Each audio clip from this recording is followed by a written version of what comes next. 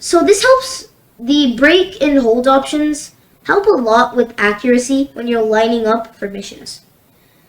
Really quick thing, lots of beginners assume if I tell this robot to go 20 centimeters, it's gonna go 20 centimeters. That is not the case. In real life, the wheels might slip.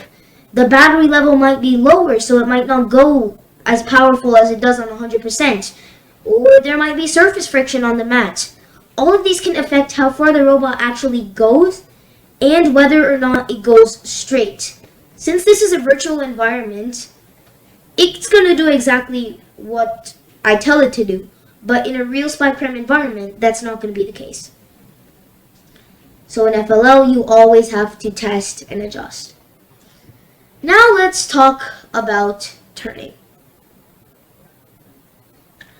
So we want to turn left 90 degrees.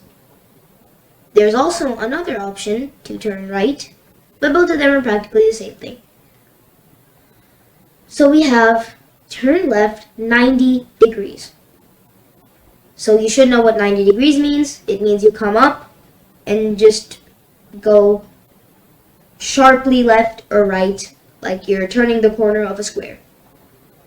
So if your robot's going along one edge and turns 90 degrees, it's going to go along to the next edge. 90 degrees means it's going to turn a full square corner. 45 degrees means it's going to be a slight turn, not exactly a full turn, just a little bit diagonally. 180 degrees means it's going to go and turn fully. So it's going to be facing the opposite direction it started in. So let me show you each one really quickly. So if I tell it to do 90 degrees, it's going to turn a full square corner. If I tell it to turn 45 degrees, it won't turn as much. It will turn a little bit diagonally. If I tell it to turn 180 degrees, it will turn around completely. It's the same thing for the right turn block, just it happens in the opposite direction. Turning is actually one of the trickiest things in robotics, and particularly in FLL. Because when you turn, small errors, which means it overshot the turn a bit or didn't turn as much, even the smallest errors can get bigger over time. So if your turn is off by just a little, your robot can miss a mission entirely. Most teams spend a lot of time tuning their turns, so make sure you fine-tune your code so that the robot moves exactly how much you want it to turn. Now, let's go one level deeper. For now, we were ignoring this part. Let's look at that. When your robot turns, it's using the wheels. So to turn left, the left wheel goes backward and the right wheel goes forward.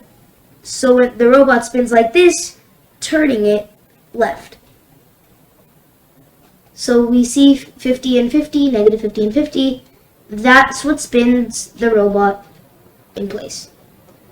So here, I have the turn right block. So it's going to say turn left wheel, negative 50. Here, negative just means move backwards. So the left wheel is going to be going backwards. The right wheel is going to be going forwards.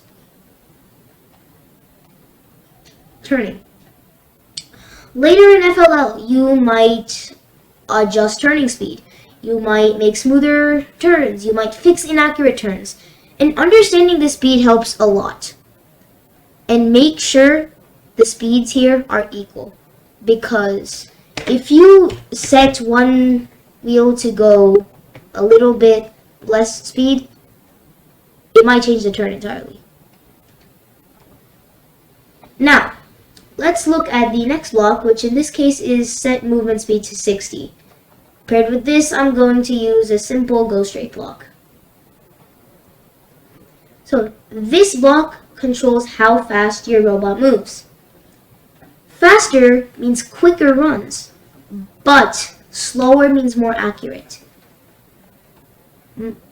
Here's a really quick strategy. If you want your robot to be accurate in FLL, slow it down a bit because fast robots are usually inconsistent.